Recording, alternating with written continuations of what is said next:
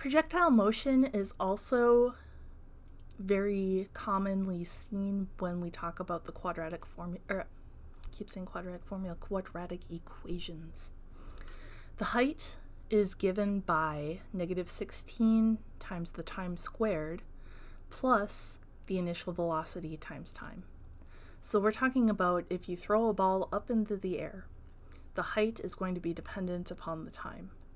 This -16 comes from the acceleration due to gravity. Gravity is pulling it down. And then the initial velocity has to do with how quickly or how hard you threw it up in the air.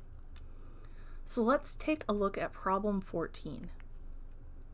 A firework shot upwards with the initial velocity of 130 feet per second.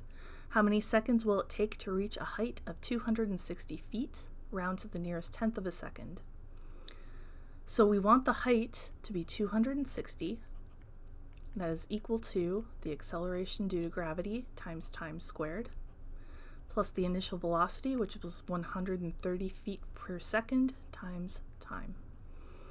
In order for this to work, we have to set it equal to 0, so I'm going to subtract 260 from both sides.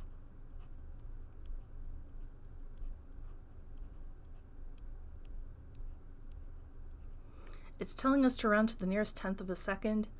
That is a big hint to me that I am probably going to have to use the quadratic formula. So here we go.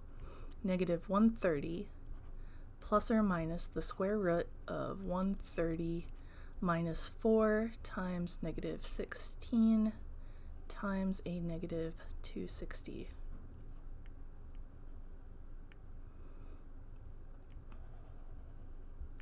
All over 2 times a -16. Oh, and that 130 is squared, of course. So I'm going to go ahead, I'm going to type what is inside that radical into my calculator. So 130 squared minus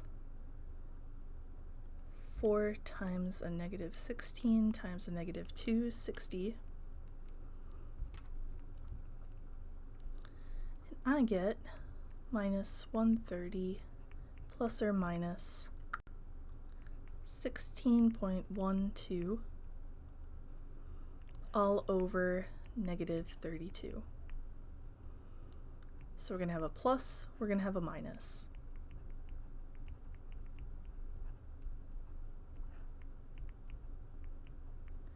Here's our minus.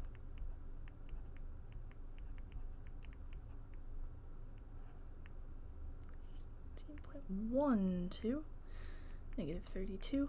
I'm just typing these into my calculator.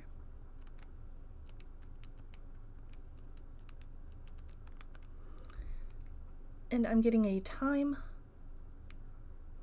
of 3.6 if we round up.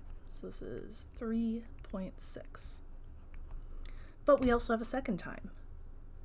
-130 minus 16.12 divided by -32. Our second time is going to be 4.6. So why do we have two solutions to this? Well, the firework went up and the remainder of what happened after it exploded came back down. So it went up at 3.6 seconds and all of the debris came back down at 4.6 seconds.